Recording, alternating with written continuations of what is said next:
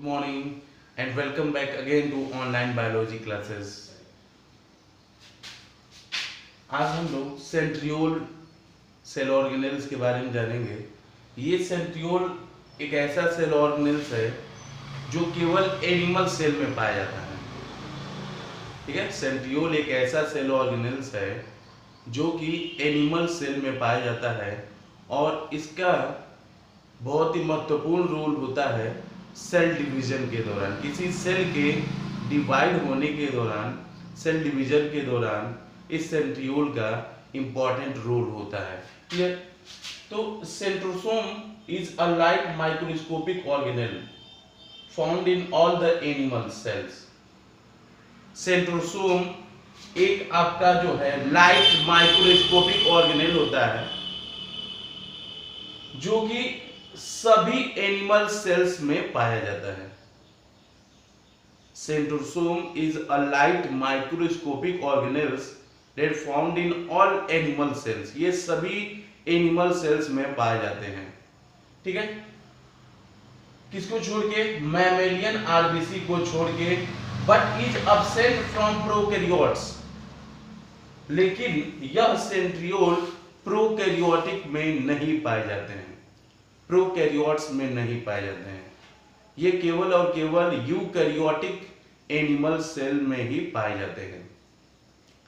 ठीक, तो यहां पे आप देख सकते हैं कि centrosome is a light microscopic organelles which are found in only animal cells. Animal cells भी कैसा होना चाहिए? यूकैरियोटिक टाइप का होना चाहिए, प्रोकैरियोटिक टाइप के नहीं होने चाहिए। प्रोकैरियोटिक में ये सेंट्रोसोम प्रेजेंट नहीं होता है। तो ये सेंट्रोसोम आपका एनिमल सेल्स में प्रेजेंट होता है। उसके अलावा ये एब्सेंट किस में होता है? मैमेलियन आरबीसी में एब्सेंट होता है और आपका प्रोकैरियोट्स में नहीं पाया जाता है। अमीबा हो गया, सॉरी ये बैक्टीरिया हो गया, साइनोबैक्टीरिया हो गया, माइकोप्लाज्मा हो गया, इनमें यानी इन प्रोकैरियोटिक ऑर्गेनिजम्स में मोनेरा के किसी भी मेंबर में ये सेंट्रियोल नहीं पाया जाता है, सेंट्रोसोम नहीं पाया जाता है, ये एब्सेंट होता है। अब हम बात करते हैं इसके स्ट्रक्चर की कि इसका स्ट्रक्चर कैसे बनता है। तो centrosome is formed of two darkly coloured centriole. Centrosome का formation two darkly coloured centriole से होता है। क्लियर? सेंट्रोसोम का formation two darkly coloured centriole से होता है। तो यहां पे आप देख सकते हैं कि ये जो टू डार्कली कलर्ड सेंट्रियोल होते हैं वह सराउंडेड होते हैं by a transparent cytoplasmic area. ये दोनों साइटोप्लाज्मिक यानी जो डार्कली कलर्ड सेंट्रियोल होते हैं वह सराउंडेड होते हैं ट्रांसपेरेंट साइटोप्लाज्मिक एरिया के। और इस ट्रांसपेरेंट साइटोप्लाज्मिक एरिया को हम क्या कहते हैं? सेंट्रोस्फेयर कहते हैं। ठीक है, क्या कहते हैं इसको? सेंट्रोस्फेयर कहा जाता है। सेंट्रोसोम बना हुआ है दो सेंट्रियोल से और ये सेंट्रियोल कवर्ड होता है किसे? साइटोप्लाज्मिक एरिया से। और इस साइटोप्लाज्मिक एरिया को हम कहते हैं क्या? सेंट्रोस्फेयर कहते हैं। अब हम आगे, each centriole is a cylindrical structure. प्रत्येक सेंट्रियोल जो होता है वह एक सिलिंड्रिकल स्ट्रक्चर होता है, ये ऐसे। क्लियर?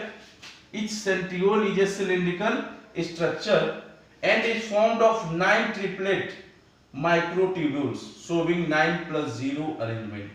कह रहा है कि प्रत्येक सेंट्रियोल एक सिलिंड्रिकल स्ट्रक्चर है। देख रहे हैं यहाँ पे, ये सिलिंड्रिकल के फॉर्म में है ये। ठीक है, ये आपका सेंट्रियोल है और एंड इज फॉर्म्ड ऑफ, ये सेंट्रियोल कितने ट्रिपलेट से बना, कितने माइक्रोट्यूब्यूल से बना हुआ है? तो प्रत्येक जो सेंट्रियोल होता है वह 9 ट्रिपलेट माइक्रोट्यूब्यूल से बना हुआ रहता है। ठीक है, ये 9 माइक्रोट्यूब्यूल से बना हुआ है और जिसका अरेंजमेंट 9+0 अरेंजमेंट होता है। तो यहाँ पे आप देख सकते हैं कि ये एक एक जो है ये ट्रिपलेट फॉर्म में है, ये माइक्रोट्यूब्यूल्स ट्रिपलेट फॉर्म में है। ठीक है, और इनका 9+0 अरेंजमेंट 9 है ये।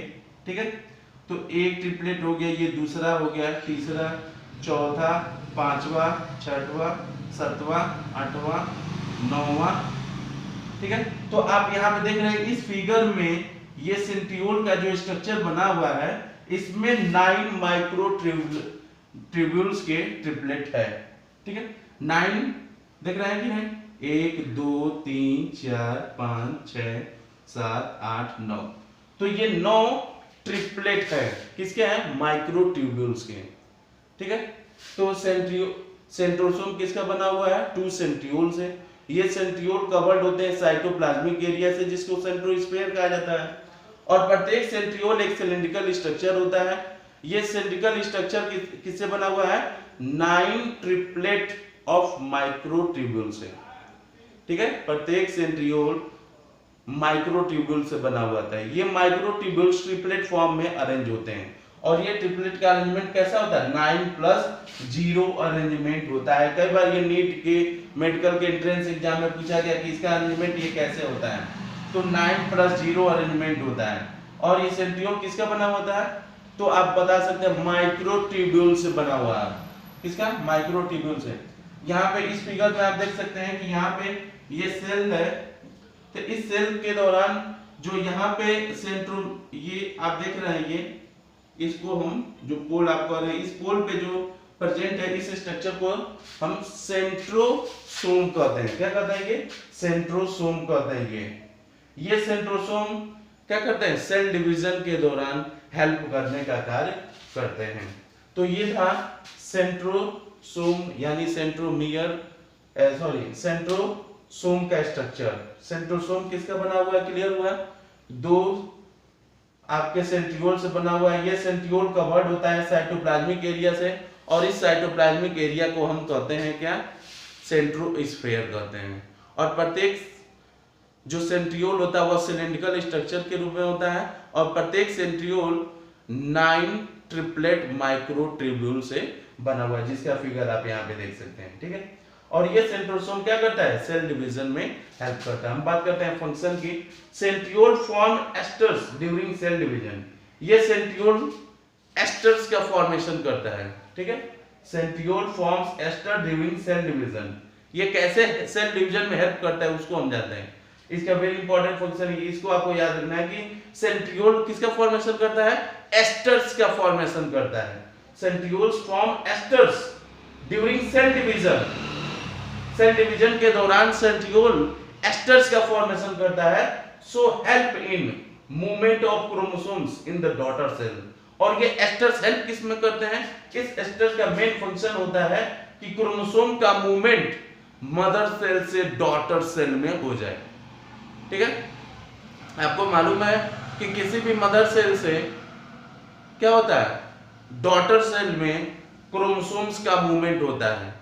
तो मूवमेंट जब क्रोमोसोम का मदर सेल से डॉटर सेल में जब होता है, तो इस मूवमेंट के दौरान ये सेंट्रियोल जो होता है ये एस्टर का फॉर्मेशन करता है, और यही एस्टर जो होता है ये क्रोमोसोम्स को मदर सेल से डॉटर सेल में मूव करने में हेल्प करते हैं।